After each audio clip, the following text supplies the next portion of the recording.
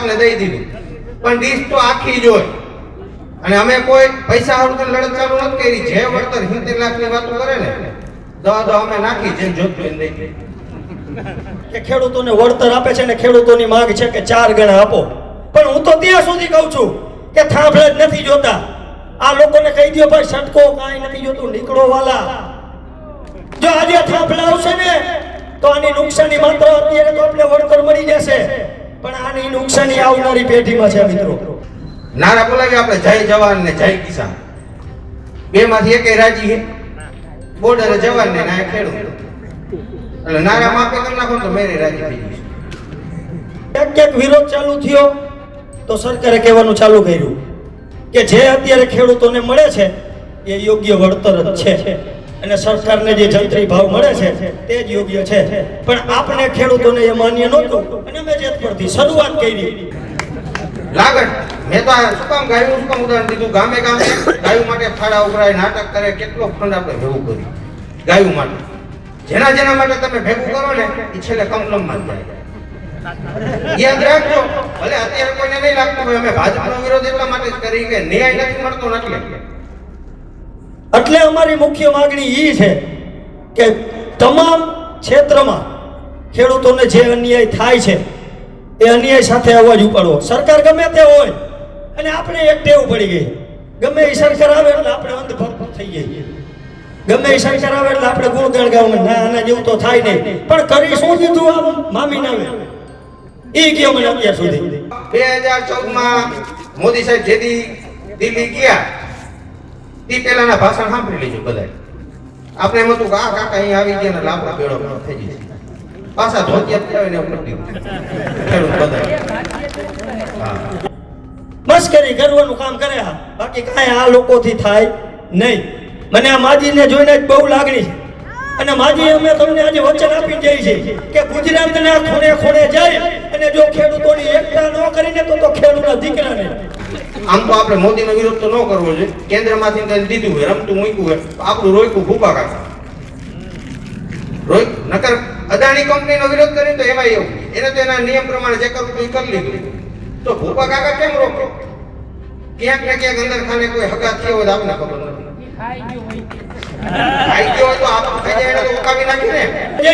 અને આજ ખેડૂતની વાત આવે તો શું કામ ખૂણે ખાંચકે બેસવાનું, શું કામ બીવાનું, શું કામ? તમને કોણ મારી નાખવાનું છે? કોઈની તાકાત તમને મારી નાખવાની? આજે અમે 3 મહિનાથી આંદોલન કરી છે, આમાંથી કોઈ ઉપર એફઆઈઆર થઈ હોય તો કયો. અને અમે આંદોલનમાં પણ એક પણ એવા કાર્યક્રમ નથી આપ્યા કે દેશને નુકસાન થાય, ગુજરાતને નુકસાન થાય. ખેડૂતની વાત આવે ને ઓલી ડુંગળી જરા કરતા ડેકી છે ને, હમણાં દેજો બાયડી નીકળશે બ્યુટી પાર્લરમાં બાયડી, અમારું બજેટ ખોરવાય. એમ આપણા રંગપરિયા ભાઈ જેવા છે બધા પૂછવા એને છે. અમારા જેવા કોકને પૂછો ને 35માં ડુંગળી લઈને પડતી નથી, 35માં પડતી નથી. બ્યુટી પાર્લરમાંથી બહાર નીકળે ને એનું બજેટ ખોરવાય જાય. બોલો અંદર શું મફતમાં ઓલી અત્યારે કરી દીધી છે.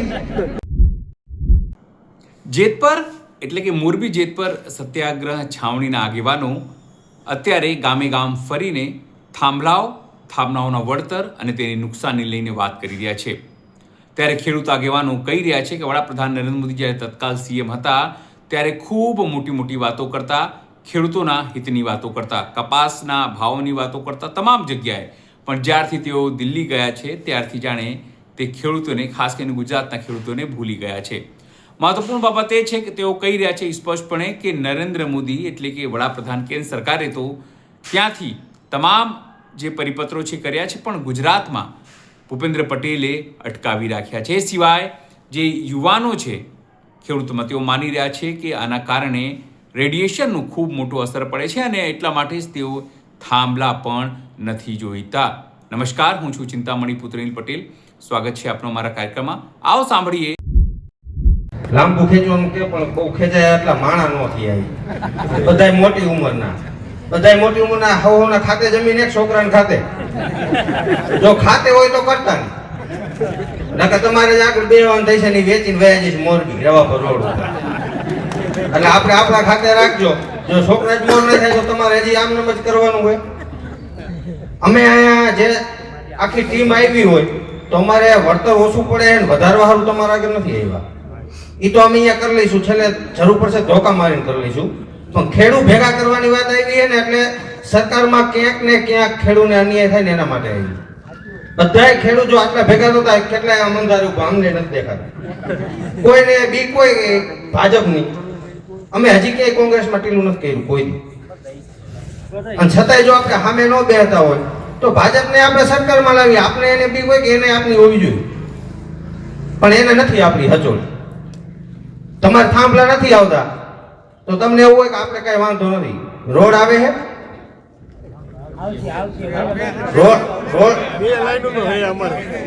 કારો કઈડે કાબલો કઈડે કે ભાઈ એક જ થઈ એમાં તમે લઈ નહીં શકો વળતર. અમારે બે લાઈનો હે. આવવાના યાદ રાખજો કેટલું વળતર આવે અને પાછી સભા કરવી પડશે. તમે ભેગા ન થઈ શકો ને તો જેતર વાળાને ખાલી મિસ કોલ મારજો, આખો ફોન ન કરતા, મિસ કોલ જ ખાલી અમે આવશું. એટલે અમારે હવે પૈસા નથી જોતા, અમે નક્કી કર્યું ખેડૂત દુખી ન થવો જોઈએ એના સારું છે. અને તેથી તમારે પૂરું નહીં જ આવે, અખાતરો કરવો હોય તો કરી લેજો. તમારી પેલા તમને ચટણી જ દેશે, તમને એમ થાય ચટણી ભજી આવશે નહીં આવે, મેથીના બે જ નાખશે ખાલી. તમને રાહ હોય કે હમણાં પતરી આવશે ને ચૂંદો આવશે ને કાંઈ નહીં આવે. પછી તમે ભેગા થાવ બધાય તોડું પછી વિરોધ ચાલુ કરશો ને એટલે દઈશ. તમને એમ થાય કે આપને દઈ દીધું, પણ ડીશ તો આખી જ હોય. અને અમે કોઈ પૈસા હારું તો લડત ચાલુ નથી કરી. જે વળતર 70 લાખની વાતો કરે ને દવા અમે નાખી, જેમ જોતું એને દઈ દીધું. અમે નાખી, થાંભલો ન નાખવાનો. સરકાર હું હોકારો અમને દેવાની, આપણે ભેગા કરેલા સરકાર આપને દઈએ પૈસા, કે એના દેતી નથી. આ મોદીને કે એના બાપાએ દઈ નો ત્યારે આપને દઈશે એ પૈસા. આપણે માગણી છે નહીં કરી કે અમારા બાપના ખેતરમાં થાંભલા ખોલો ને એનું અમને વળતર આપો. અને ગામડે ગામડેથી સપોર્ટ લેવા એટલા માટે નીકળાય કે તમે આવો, ખેડૂતનો મુદ્દો છે એટલા માટે. ખેડૂતના આવા હજારો મુદ્દા છે. તમારે સિટી પર એટલે રોડ આવશે, અમારે લાઈનો આવશે, ખેતરમાં ભાવ ક્યાં તમારે આવે કોઈને માલના, તમારે કદાચ આવતા છે એટલે તમે ક્યાંય વિરોધમાં બહુ દેખાતા નથી. તો અમે રાત પર કપા નાખી જઈને તમે યાર્ડમાં નાખો તો બેયનું હાલે આપણે. આખી વાત મારી વાત બધી રફ શું કામ હોય કે આપણે સમજવા જેવા મુદ્દા છે ને એ બધા ઝીણા ઝીણા છે. નારા બોલાવી આપણે જય જવાન ને જય કિસાન, બે માંથી એક રાજી છે. બોર્ડરે જવાન ને ના ખેડૂત, એટલે નારા માપે કરી નાખો તો મેરે રાજી થઈ જશે. ગાયુના નામે આપણે ફાળો ઉઘરાવ્યો, ક્યાંય ભેહુના નામે ઉઘરાયો તો 5 ભેહું મને ક્યાંક રોડ ઉપર બેઠી હોય એવી દેખાડે, ક્યાંય નથી. એને હવે ભેહું ન હોય, પાડા તો એને હોય ને, એ તો કોઈ કામમાં નથી આવતા તો 5 પાડા દેખાડે. લાગત મેં તો શું કામ ગાયું શું કામ ઉદાહરણ દીધું, ગામે ગામે ગાયું માટે ફાળા ઉઘરાય, નાટક કરે, કેટલો ફંડ આપણે ભેગું કરી ગાયું માટે. જેના જેના માટે તમે ભેગું કરો ને એ છેલ્લે કમલમમાં જ જાય. યાદ રાખજો, ભલે અત્યારે કોઈને નહીં લાગતું હોય અમે ભાજપનો વિરોધ એટલા માટે જ કરી કે ન્યાય નથી મળતો ને એટલે. બાકી કોઈ અમારે એવું નથી કે ભાજપને પાડી દેવા જેમ ઊભા થયા. બાકી પૈસા નો આવે પાડી દેવાના, લેવું ન સમજતા કે અમે ટેકામાં આવીએ, પાડી દેવાનું એવું નથી કરીને જાય. બાકી હોવાના નીકળી જાય તો આપને ક્યાંય વાંધો નથી. ખેડૂતના મુદ્દા સારું લડવા આવ્યા, બાકી રાજકારણ સારું નહીં. કોઈને આમાં મુખ્યમંત્રી થાય એવા મોઢાય નથી કે ધારાસભ્યના નથી અને થાવું નથી. બાકી એટલું ખરું જે સામે બેને કાયમ દગાવવાનો હે, જે આવે એ હવે નક્કી કર્યું થોડી ઘણી હે ભલે વેચી દેવી પડે. બાકી જે આવે ને એને શાંતિથી બેહવા દેવાનું થતો નથી. જેને આવતું હોય કદાચ હજી તમને એવું હોય કે આ બધે જાયનું એટલે ભાજપની સરકાર પડી જશે એવું 148 સીટો તો અમે ધારી, કારણ કે હજી માણા ઓછું હોય એટલે પાછા 51 દેતા ને 48 લગી જ રાખજો. દેવાના હોય પાકું જ છે, કારણ કે ક્યાંય વાત હજી કોઈ પાડી દેવાની કરતું જ નથી. અને જે મોરબી જિલ્લો હોય તો એના ગામડામાં લાઈનો નીકળે એનાથી સરકાર બદલે નહીં. એનો મતલબ એવો ન સમજતા કે અમે મૂકી દઈશું, મૂકી નથી દેવાના. પણ જ્યાં લગી આપણી સાચી માંગણી પબ્લિક વચ્ચે નહીં મૂકી ત્યાં લગી આપણે ન્યાય કેવી રીતે મળશે? આપણે એ જ વિચારી, જો આ તમારે મોરબીમાં રોડ કાઢવાના છે તો આપણે એવું જ વિચારી મારે ખેતર લગતો નીકળે તો મારે વધે એની કિંમત વધી જશે. ઓલું 5 વીઘા હચોડું જાય એનું કેમ કોઈ નથી વિચારતું? તો કે તો આમાં કિંમત વધે એટલે નીકળી જાય. તો પડખે વાળાને હાલવા રોડ દિયો જોઈએ, દિયો કોઈ મફત પૈસા દેતા નથી દેતા. જે જમીન કાપે એના પૈસા દે એમાં આપણે રાજી થવાનો પ્રશ્ન જ ક્યાં આવે? કપાનો ભાવ 2014માં મોદી સાહેબ જેથી દિલ્હી ગયા તે પહેલાના ભાષણ સાંભળી લેજો બધા. આપણે એમ હતું કે આ કાકા અહીંયા આવી ગયા ને એટલે આપણો બેડો પાર થઈ જશે. પાછા ધોતિયા પહેરાવીને એવું કરી દીધું ખેડૂત બધાય. હા, એક પ્રશ્નમાં એક વરમાં આનો ભાવ ન થાય, એક વાર ઓનો ન થાય ને એમ થાય ને કે આ વરે હવે મેળ આવે એવું હોય તો ડ્યુટી જરાક આખી પાછી કરી નાખે. કપાનું પોર મળે એવું હતું, ડ્યુટી કરી નાખી 0. અને પાછા તોય આપણા ધારાસભ્ય વિરોધ એટલા સારું કરવો પડે. મહેરબાની કરી આ કેમેરામાં આવતો હોય તો સાઈલ ઓઢાડવા ન જતા, પૈસા ન દેવાય ન દેતા, પાછા સાઈલ ઓઢાડવા અહીંયા જાઓ. હમણાં ચૂંટણી આવશે ને ગામે ગામે આવશે બધા. આપણી માગણી એને આગળ ચોખ્ખી મૂકી છે, જે મૂકી છે ને એને બનાવી દીધું. આમ તો આપણે મોદીનો વિરોધ તો ન કરવો જોઈએ, કેન્દ્રમાંથી કંઈ દીધું હોય, રમતું મૂક્યું હોય, આપણું રોક્યું ભૂપા કાકા નકર અદાણી કંપનીનો વિરોધ કરીને તો એમાં એવું એને તો એના નિયમ પ્રમાણે જે કરવું તો એ કરી લીધું. તો ભૂપા કાકા કેમ રોકે?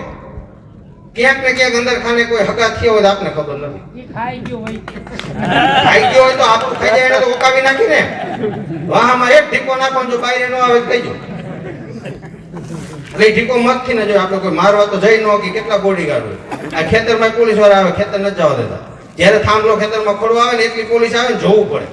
જો એ પોલીસ તમે જોઈ જાવ તો અહીંયા પોલીસ નથી, છતાંય જો સંખ્યા ન થતી હોય, ખેડૂતની સભામાં માણા ન થાય તો થાય ક્યાં?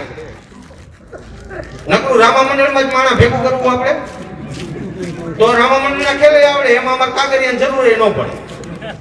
તો રામાપીરનો ન આવડે, ડાગલા વાળા બધા આવડે, એમાં આપણે કોઈની જરૂર ન પડે. ખેડૂતના મુદ્દા માટે લડવા નીકળ્યા. પછી વળતર નો હોય, થાંભલા નો હોય, કોઈને તાર નીકળતા હોય, કોઈને રોડ નીકળતા હોય, કોઈ પણ જગ્યાએ હોય ને એના માટે. અને વળતર આપણે ન્યાયથી માગી, ખોટું વળતર નથી માંગતા. કલેક્ટરનું ઘર 4 કરોડનું હોય, મારે 10 કરોડમાં જોઈએ, પણ ખાલી હોલમાં એક બાથરૂમ કરવાની જગ્યા જોઈએ. એ જે ફૂટ થતા હોય આપણે 10 કરોડ લખીને હિસાબ કરી દઈએ, હોલમાં બાથરૂમ કરવું. એવી જ રીતે અમારે 30 વીઘામાં વચ્ચે થાંભલો ખોડે તો વળતર કેવી રીતે લઈ લેવું? એના અવતાર આખા હોલની કિંમત ઘટે એને ખબર પડે. ઈ કોઈ ભણે, ઈ બધા ભણેલા માણસ, અભણ તો અમે. એટલે કાંઈ વીકી એમ કરતા જઈએ આપણે. એટલે જેને નથી આવતો ને એવા ગામડા હોય, અમારા ગામના ખેડૂત હોય, બધાને એવું લાગતું હોય કે આને કેટલાક પૈસા જોતા છે. જે થાંભલો આવે એના પૈસા દે એનો પ્રશ્ન નથી. 40 વીઘાનું ખેતર હોય એની જે કિંમત કપાય ને એ કરોડોમાં છે.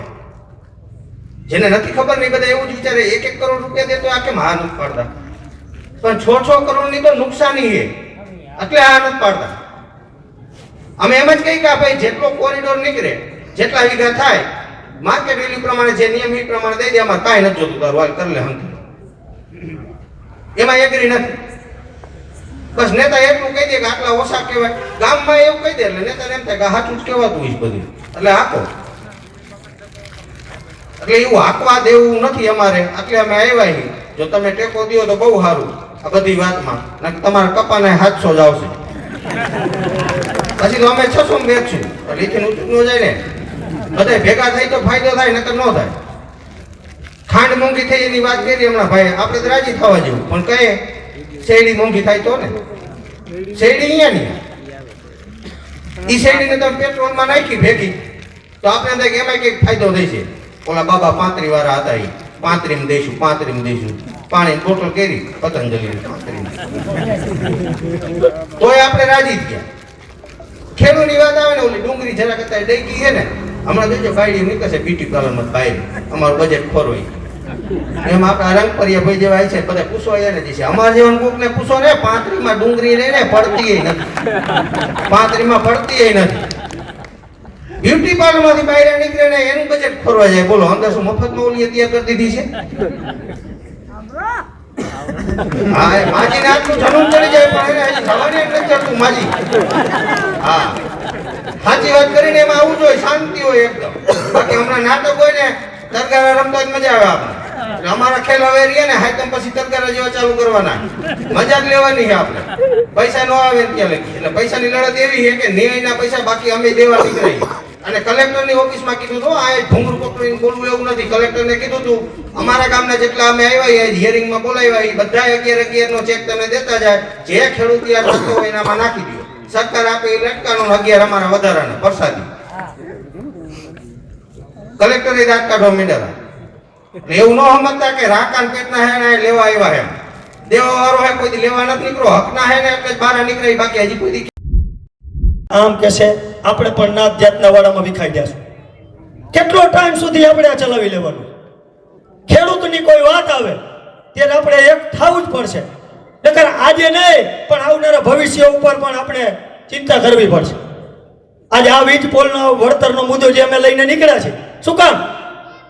ઠીક છે કે ખેડૂતોને વળતર આપે છે ને ખેડૂતોની માંગ છે કે 4 ગણા આપો, પણ હું તો ત્યાં સુધી કહું છું કે થાંભલા જ નથી જોતા. આ લોકોને કહી દો ભાઈ સટકો કાંઈ નથી જોતું, નીકળો વાલા. જો આજે થાંભલા આવશે ને તો આની નુકસાની માત્ર અત્યારે તો આપણે વળતર મળી જશે, પણ આની નુકસાની આવનારી પેઢીમાં છે મિત્રો. આજ 400 કેવી થી માંડી અને લગભગ હમણાં 1600 કેવી સુધીની લાઈનનું સર્વે ચાલુ છે મિત્રો. 1600 કેવી. તમે વિચાર કરો કે એક તાર જ્યાંથી નીકળે છે ત્યાં નીચે ખેતરમાં ફેન્સિંગ મારેલી જે હોય છે એમાં એનો કરંટ આવે છે લગભગ 240 વોટ સુધી આવે છે, બરાબર ને? તો 1600 કેવી લાઈનની નીચે કેટલો કરંટ આવશે? આલો કરંટ તો હેંજા નો કરે નારાયણ, કોઈને કાંઈ ઈજા ન થાય આપણે એવું માનીએ, પણ 1600 કેવી લાઈન નીકળશે એના નીચે કામ કેને કરવાનું છે? ખેડૂતોને જ કામ કરવાનું છે ને. તો જે એના રેડિયેશન છે એની અસર ભયંકર રીતે થવાની છે. આવનારી પેઢીમાં રેડિયેશનની અસર બહુ મોટી થવાની છે. માટે જ્યાં સુધી આ વીજળીના ટાવર ન આવે ત્યાં સુધીમાં જ આપણી ભલાઈ છે. બાકી વળતરની જે ખેડૂતો સાથે વાત કરે છે એની હું તમને વાત કરી દઉં કે આજથી 3 થી 4 મહિના પહેલાની વાત છે, જ્યારે આંદોલન ચાલુ નહોતું થયું અને વીજ ટાવરનું સર્વે ચાલુ હતું, ક્યાંક થાંભલા નાખવા પણ આવતા હતા, ત્યારે ક્યાંક વિરોધ ચાલુ થયો તો સરકારે કહેવાનું ચાલુ કર્યું કે જે અત્યારે ખેડૂતોને મળે છે એ યોગ્ય વળતર જ છે અને સરકારને જે જંત્રી ભાવ મળે છે તે જ યોગ્ય છે. પણ આપને ખેડૂતોને એ માન્ય નહોતું અને અમે જેત પરથી શરૂઆત કરી કે ભાઈ તમે જે દઈ રહ્યા છો તેમાં ખેડૂતનું લગભગ એક થાંભલે 4 લાખ રૂપિયા આવતા હતા. આપણે દેશી ગણિતમાં સમજાવું. પછી અમે લડત કરી તો ખેડૂત સરકારે જલેબીના ઘૂંચરા જેવો પરિપત્ર બનાવ્યો. 4 ગણું વળતરની માંગ હતી પણ એમાં ટાવરની જગ્યાનું 2 ગણું કર્યું. ટાવર કેટલી જગ્યા રોકે? બહુ તે બહુ 900 કે 1000 ચોરસ મીટર, બરાબર ને? પણ જે તાર નીકળે છે એની જગ્યાની અંદર બજાર કિંમતના 30%, એટલે કે ત્રીજા ભાગથી પણ ઓછું.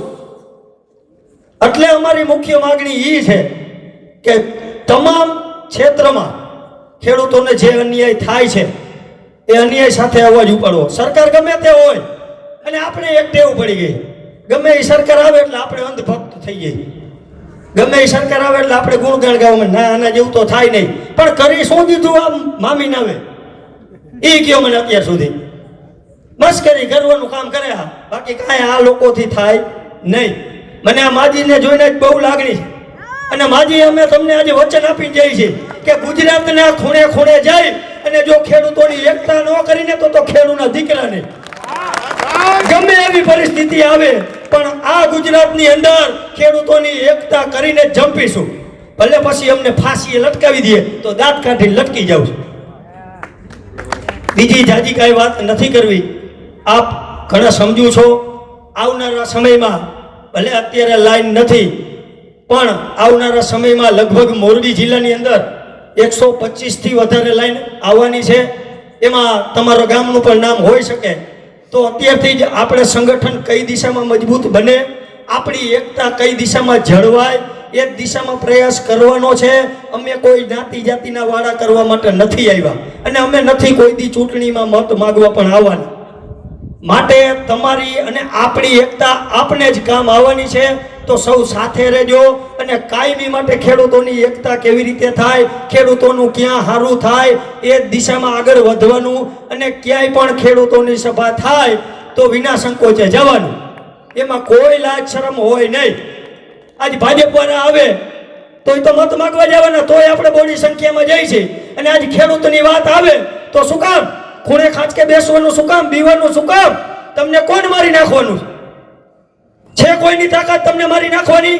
આજે અમે 3 મહિનાથી આંદોલન કરી છે, આમાંથી કોઈ ઉપર FIR થઈ હોય તો કયો. અને અમે આંદોલનમાં પણ એક પણ એવા કાર્યક્રમ નથી આપ્યા કે દેશને નુકસાન થાય, ગુજરાતને નુકસાન થાય.